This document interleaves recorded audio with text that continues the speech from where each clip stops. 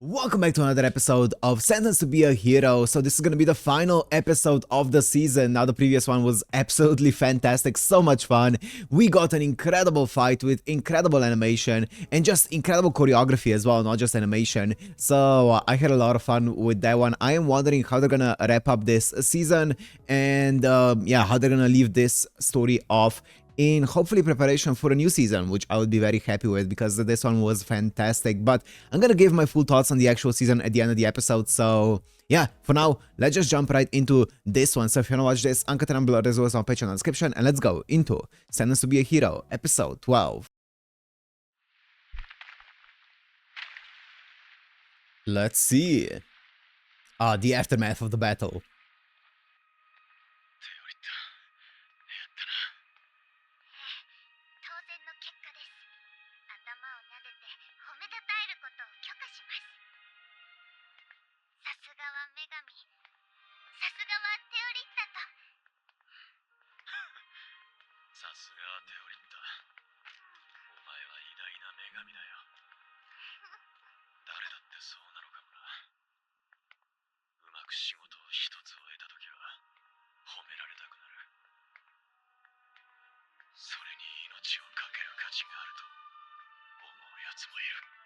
No.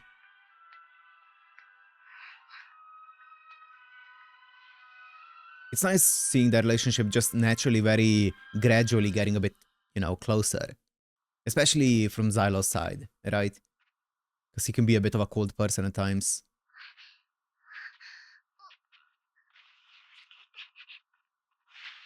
Oh! Oh no. Oh no. Oh no. This is a ploy.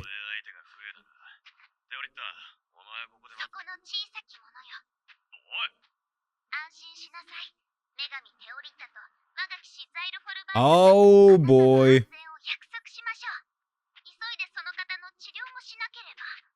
It's Spriggan. It's Spriggan.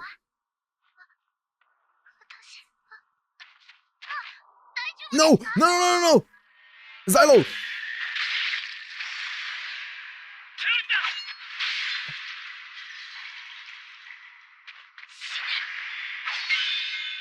Oh, oh, that was steal and steal. Nice, nice, nice block. Nice block.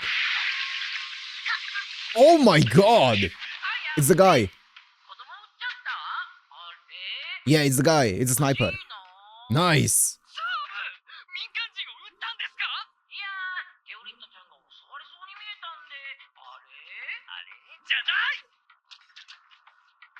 I was wondering when Spriggan's gonna show up.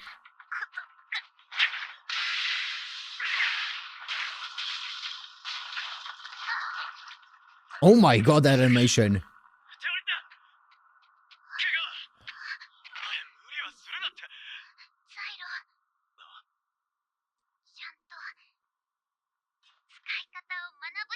Ah. She didn't get a scratch. Nice.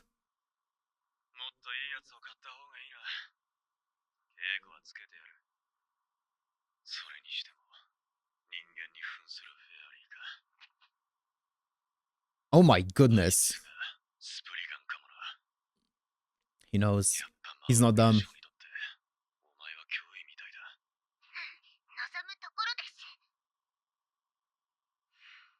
Aww.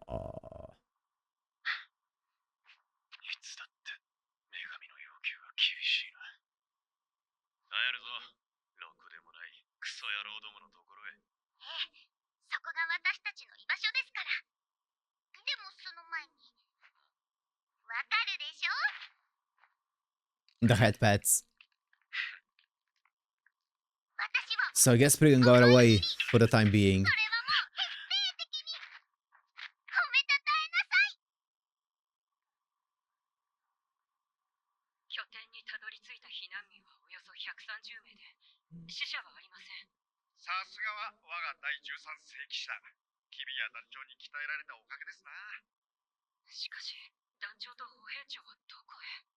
Mmm.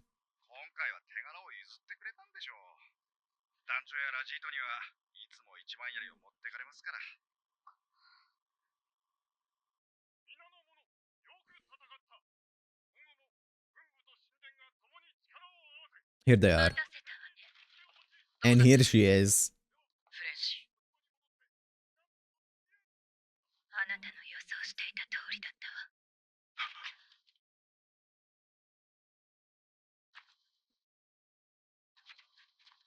Hmm.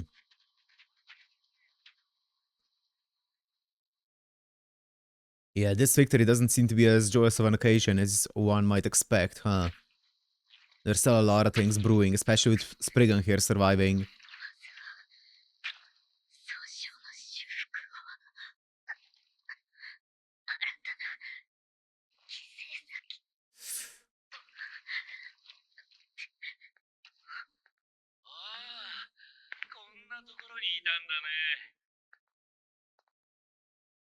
Okay.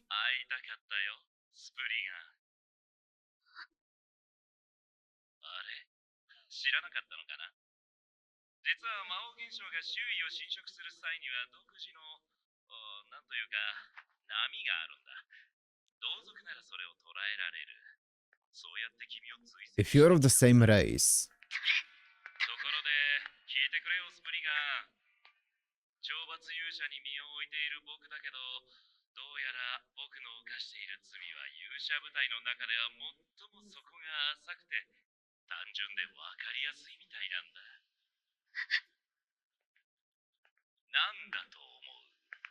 Hmm. I don't know. You tell me, brother.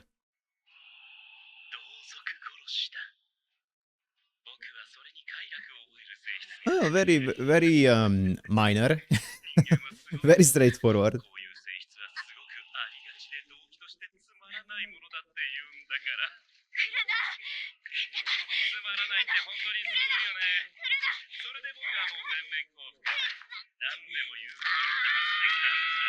Oh my.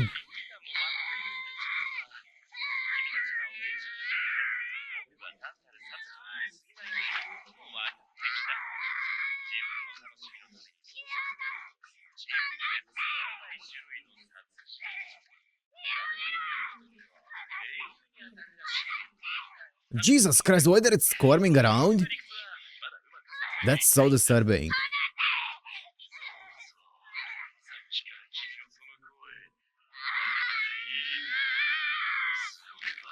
Oh, yep, that's what he means. That's what he means. I thought so. It all makes sense.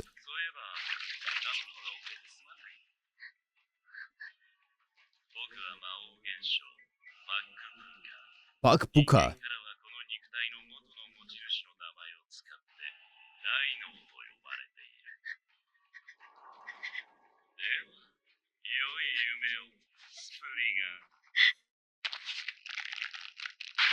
Oh my goodness, the sound design on that was, oh, disgusting. Okay, so Rhino is also a demon blight, controlling a human body. Makes sense. I was wondering what he meant when he said that he can detect the wavelength of the same species, right? And I'm like, but Spriggan is a demon blight. Did you mean because maybe they're in a human body that they could constitute as a human or something? But that wouldn't make sense. So he actually is a demon blight as well. I'm guessing Pak Puka, I'm guessing it's probably a demon lord of some kind as well. It seems pretty strong. That is gonna be interesting also. They said that they are assuming the name of the previous owner of the body. I wonder if they took over the body after they already became a hero or before it. I'm gonna guess before it, and then they killed their own kind and then they became a hero. Oh yeah, I don't know actually. Maybe not. Maybe it's after the fact. Oh, here's Bujam. Why are you alive? I could recognize that voice anywhere. Miki Shinichiro. Oh. That's really bad though. He knows about the power.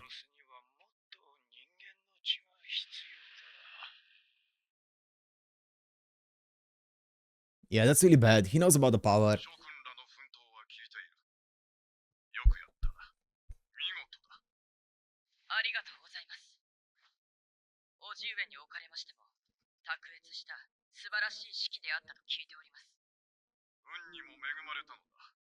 古の聖人たちの祝福であろう。こたびの功績で、叔父上は大司祭の中でも筆頭に立たれるでしょうね。もしそのような栄誉に預かるとしたら、まずは人事を一新しよう。我々はもっと団結しなければならない。その際にはパトーシェ、お前の置かれている状況も改善する必要がある。I mean, she's been through a lot during this battle, especially. 人事の一新ですか。では、そこで神殿の幹部を強制派の一党に入れ替えるおつもりですか。Wow. She just straight up said it.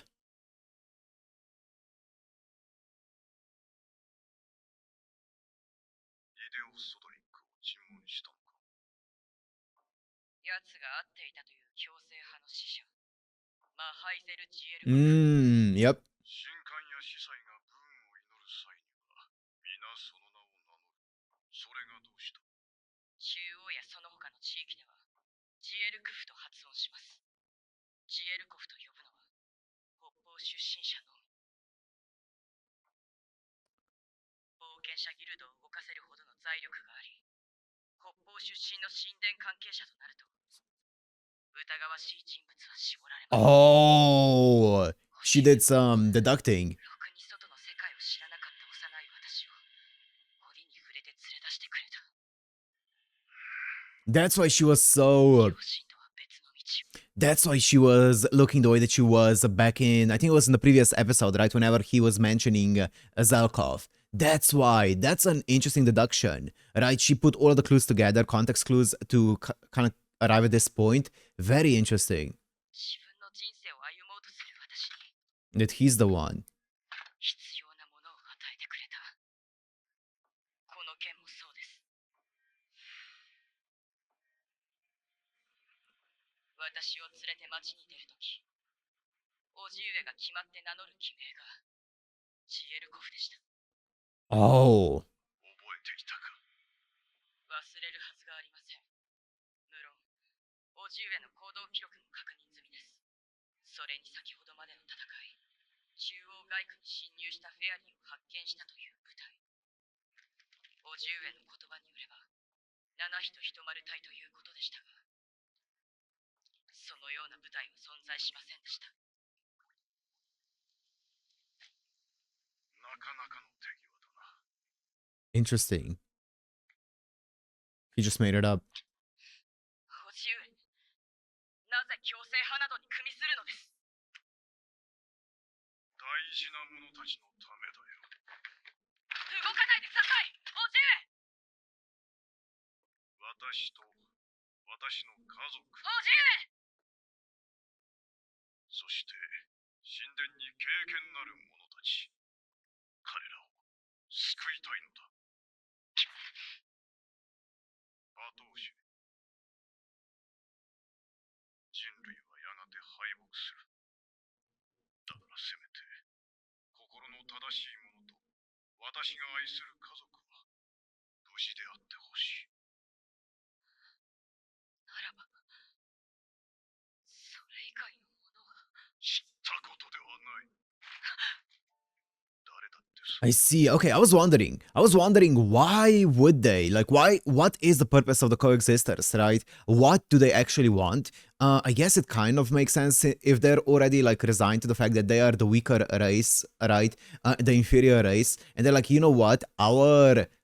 Us being wiped out is an inevitability at this point. So let's at least try to strike up some kind of deal where we can protect at least the people who are closest to us, right? So that we can at least make sure that the few humans who might survive are going to be my family. I guess that is the purpose of a lot of the coexisters, right?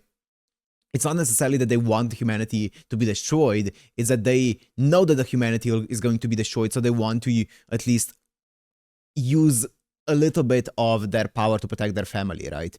Interesting, even if that means betraying humanity. パトーシェ、それとも家族よりも見ず知らずの人間を救う英雄にでもなりたいのか。叔父上、私は。お前はどこか幼く大人になりきれていない部分がある。成長しなさい、パトーシェ。家族を愛し、身近な人々を愛するのだ。強制派として今後の世界の運営に関わってほしい。私は人類は魔王現象に敗北する。我々は生き残った人間の中で管理者の側に立たねばならん。残った者たちに正しい導きを与える。やめてください。残念です。50円。 Don't waver. 私はあなたを本当に That was a bit of a lag. 尊敬していました。泣いているのか。たとえ自分と関係がなかったとしても、顔や名前を知らない誰かでも見捨てるなんて間違っている。バトシェ、それはひどく独善的で異常な考え方だ。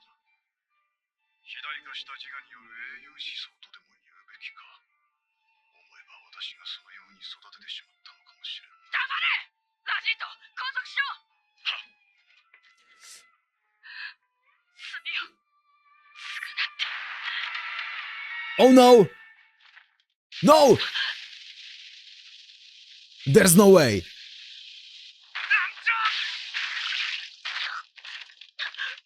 Kajit! He was just... Okay, so never mind. The entire spiel he was talking about protecting his family was all bogus.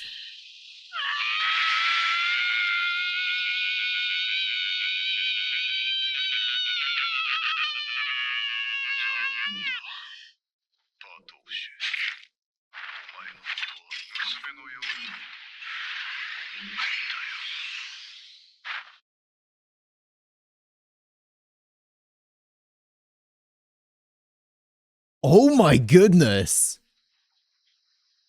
Oh my goodness.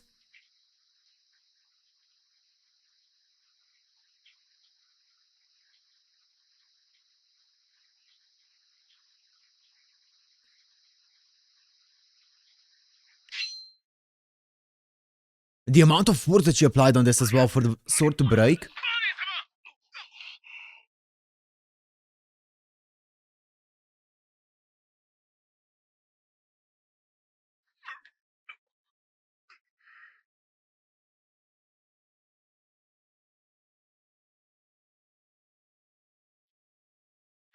Oh no. Oh no. Oh no. Just... God. What a scene, man. What a scene. Wow, the entire... Just the way that they did that scene with all of the colors and stuff was absolutely incredible. The direction of the scene was insane, but also so much for him saying that he's doing this to protect his family and stuff. And then the second that his family goes against his wishes, the family that he apparently deems the closest to him, when they go against that, when they go against, you know, wanting to be saved by the demon race, he goes to kill him himself. What? So much for that, bro. I feel so bad for Kivia now. What's gonna happen to her? She was already having a rough time in the previous episode. Or 2 episodes ago or whatever.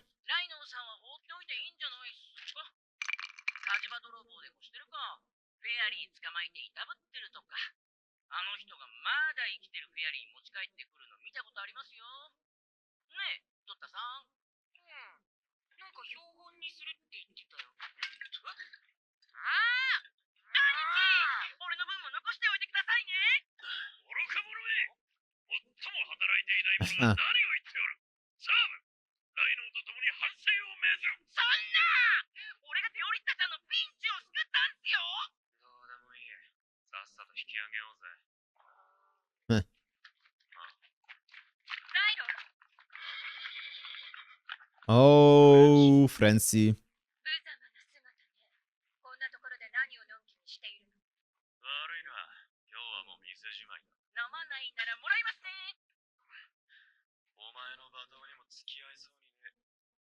だらしのない。それでもマスティボルト家の婿。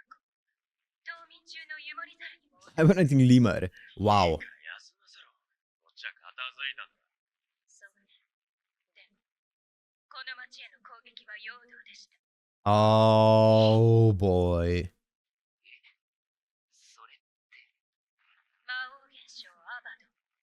第9世騎士団の防衛網を破り、第二王都を吸収したそう。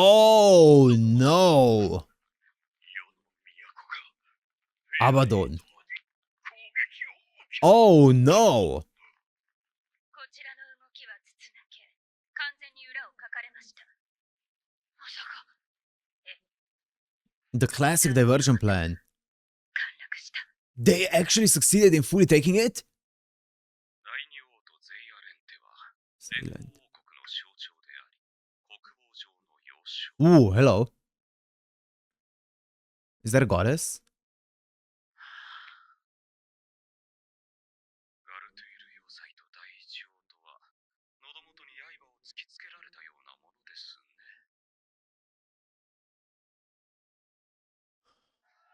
身内殺したんだってな。神殿のお偉いさんが。すみません、少し開けてください。なぜマーレン様を殺した？ Oh boy. I thought so. 死刑にしろ。Oh boy. Xylo, I'm gonna need you to break out, homegirl. 第13世騎士団団長パトーシェ・キビア。なぜマーレン・キビア大司祭と歩兵長ラジート・ヒスローを殺害した？どれだけ同じ質問を繰り返すつもりだ。おじいは強制派の一違う。お前はマーレン大司祭の人望とする。 Oh, they're pushing the narrative classic. だから She's not winning this. おじと部下を殺す。 They're all on his side. You're not winning this, その Kivia. 事実を正確に証言することができれば、すぐに解放してやれる。私の部下はどうなった？勇者部隊は、サイロフォルバーツはどうしている？なぜ裁判を行わない？法廷で話をさせろ！もう一度よく考えたまえ。時間はいくらでもある。 She's not winning this. Oh, fuck. They already decided what the truth is.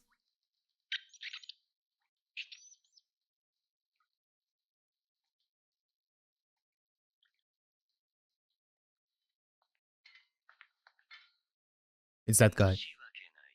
Here he is. 少し議論に時間がかかってね。あと一人がギリギリだったので、いろいろと迷ったよ。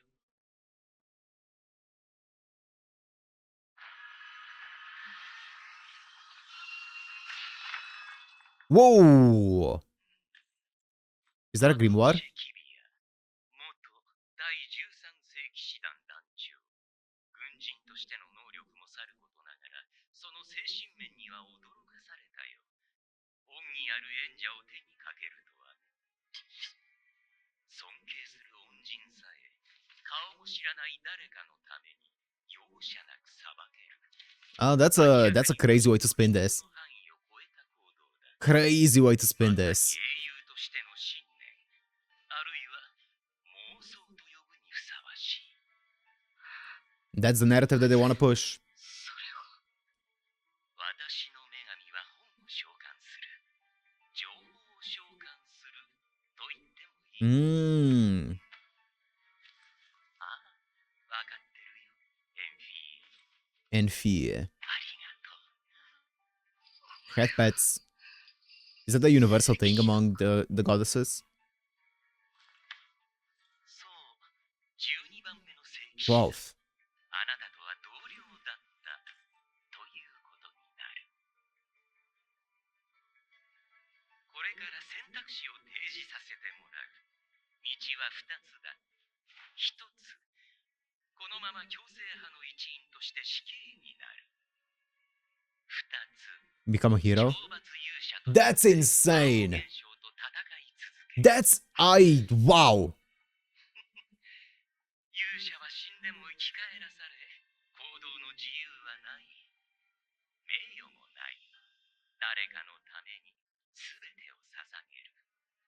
多分私なら断るし。 That's crazy. We're gonna be actually seeing Kiviya as a hero. 勇者とは勇者系とは何なのだ。答えられる範囲で答えよう。噂ぐらいは知っていると思うが、第一の女神は英雄を召喚する力を。 The first goddess has the power to summon heroes. 大昔の開戦初期は異世界から英雄を召 Oh. 喚していた。どうも Whoa. 意思の疎通が難しかったらしくて。 Whoa. そこでかつての人々は方針を変えた。この世界で死んだ人間を英雄として呼び出す。 So it was almost an isekai, but it didn't work because of the language barrier? That's crazy. 人間を召喚。蘇生か。その通り。 So she was like, you know what, let me actually just do resurrection 彼らは魔 instead. 王現象との戦いの最 That's wild. 死ぬことすら許されず戦い続ける。それが勇者。勇者系。いかにも。今懲罰という形をとっているのは、まあいろいろと事情があってね。それに第一の女神の能力も完全ではない。何度も蘇生を繰り返すとどうなるかは。 Yeah, their memories become all jumbled up and they lose their sense of self, right? They go berserk, basically. 失われ、精神が Yep. 摩耗していく。人間には魂とでも言う。 And it gets worn out with each resurrection. That's cool. 対象をどれだけ正確に思い出すことができるかで、召喚の蘇生の精度が左右されるようだ。エンフィーへの記録も補助にはなるが、第一の女神は勇者たちの記憶とそれを思い出すことに日々全力を注いでいる。記憶の余裕はせいぜいあと一人分ってとこかな。 Wow. Only one person? までに勇者は切り札になり得るのか。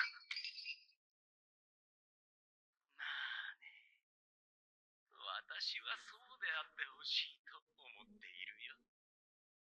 明かせる秘密はここまでだ。風の聖院と修理の話はいずれまた。それでどうする、パトーシェキビア。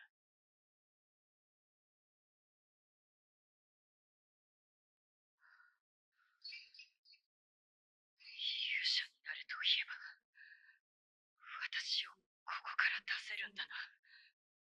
ああ、でも一度死んでもらう必要がある。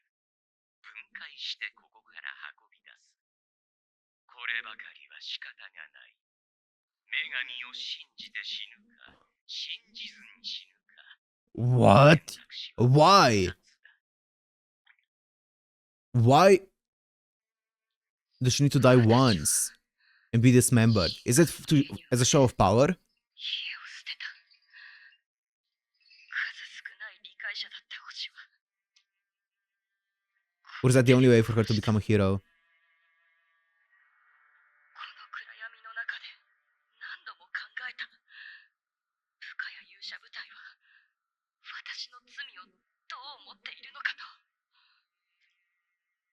正気を失ったと思われたならまだいい。だが軽蔑されているとしたら、自分こそが人類を裏切った強制派の一人だと思われているとしたら、部下たちに、あの男にそう思われるのは。Hmm. 耐えがたい。 No, Kiviya, come on. You got this, Kiviya. You got this. もう一度。もう一度。 That's it. 戦うことを。 Yes, that's it. Prove yourself again. 私は誰とも知れない人々のためにこそ戦うと誓う。勇者になろう。 Ooh, baby. What a crazy turn of events here, huh? That's 分かっ so interesting. た。後戻りはできない。推奨もしない。他言無用の処置も施す。 Uh-oh. 私としては、あなたの勇者化には今でも反対だ。 What are the measures? Well, we'll see. その誓いには敬意を表する。さあ、取りたまえ。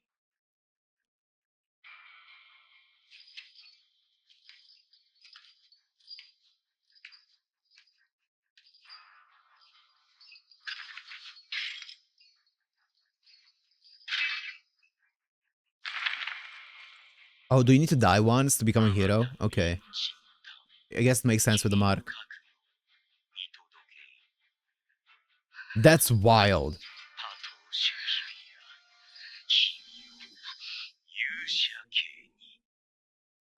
Ooh.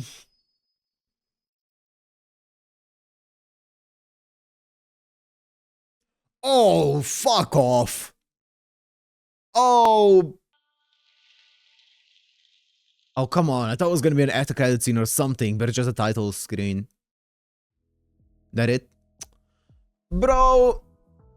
How'd you just end it like that, man? Oh my goodness, that was a brutal way to end it. Jesus, the amount of detail that they go into on those, like, really brutal scenes is actually very disturbing. But, wow. What an incredible finale. What an incredible final arc for this season in general, right? But this episode was an absolute roller coaster all around. We had so many twists and turns in this one. So we saw Kivia becoming a hero, right? Deciding to become a hero voluntarily, which is very interesting because becoming a hero was seen to be kind of like as the highest grade of like punishment, right? Even over a death penalty. But I guess it goes to show how strong Kivia's determination is to prove herself again and to clear her name to actually choose that over a death penalty, right? So she chose death to become a hero, and now she's gonna, I'm guessing, I mean, I don't know if she's gonna be assigned to the same hero unit as Zyla. I'm guessing probably not from the get-go. Eventually, I'm sure they're gonna meet up again at some point on the battlefield, but oh my goodness. We also got some really cool lore with the first goddess of how and why heroes exist, how initially, you know, they were supposed to be, they were summoning like people from another world, and because they couldn't communicate with them, they were like, you know what, let's actually turn to resurrection here and make that the heroes, right? Make those the heroes. So very interesting. That's the power of the first goddess, right? And also the entire thing, you can tell they knew exactly what they were doing with Kivia. They did not listen to her. They had their own narrative written down. They had their own truth written down, and they were not going to listen to her. It's not about believing or not believing her. It's just about what suits them the most, right? What kind of narrative suits them the most. So Kivia stood no chance from the get-go, no matter what she said. The most unfortunate thing is that that other guy also ended up dying in there, so there was no witnesses either. Obviously, Kivia, what she did there was the only thing that she could do, right? I don't think anyone could fault her for what happened in that room, right? I think she did the only sensible thing. Oh man, I feel so bad for her. She's been going through a lot. Like a lot of it was for the sake of her uncle, right? Who was part of the coexisters there. And even though he was talking about how much he wants to protect his family, which, you know, there is a part of me that was like, you know what? If you were so certain that the other force is so superior and you're so certain that you're gonna lose, that you're like, you know what, the best that I can do is at least protect my family, then there's a part of me that sees why they're doing the things that they are. But then you see his actions of how he instantly attacked what he called his daughter, basically. Someone he sees as his daughter. He immediately turned against his family, against the thing that he said that he's defending, right? So then you're like, okay, I lose all sympathy for you. But yeah, very interesting otherwise though. Kivia had a smart deduction there, and she even had like a trusted ally next to her, so it's not like she came there not prepared, right, for any kind of confrontation. She thought that she was more than prepared for it, but unfortunately it wasn't enough, right? It wasn't enough. And also, we found out about the diversion plan, right? So the entire attack here was a diversion to attack the second capital that ended up falling, right? And also, there's Rhino, who was actually all this time a demon blight. So there's so many insane things happening here.